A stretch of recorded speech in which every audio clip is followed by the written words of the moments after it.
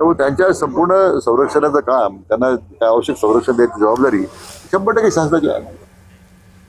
मुंबईच्या धरण क्षेत्रात पावसाची ओढ लागली आहे. पाणीसाठा 1.5% घसरलाय. पाणी कपात कायम राहण्याची शक्यता आहे. 7 धरणात 88.70% पाणीसाठा आहे.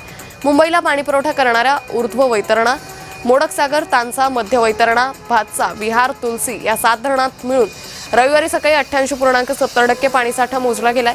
गेल्या आठवड्यात 90% पुढे पोहोचलेला पाणीसाठा आता पावसानं ओढ दिल्यानं कमी झालाय. त्यामुळे मुंबईत सध्या लागू असलेली पाणी कपात मागे घेण्याची शक्यता कमी झाली आहे. अद्याप पावसाचे 2 महिने असून या काळात किती पाऊस पडतो यावर पाणी पुरवठ्याचं भवितव्य अवलंबून आहे.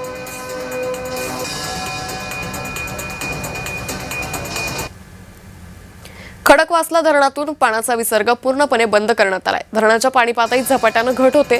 गेल्या 4 ते 5 दिवसांपासून पावसानं ओढ दिल्यानं खडकवासला धरणाच्या पाणी पातळीत झपाट्यानं घट होत. त्यामुळे धरणातून मुठा नदी पात्रात सोडण्यात येणारा 856 क्युसेक विसर्ग पूर्णपणे बंद करण्यात आलेला आहे.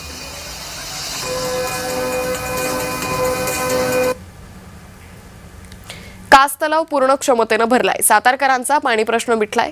कास तलावाचं महिला नगरसेवकांनी ओटी भरण केलं. तर कास तलाव पूर्ण क्षमतेनं भरला. या निमित्तानं महिलांनी कास तलावाचं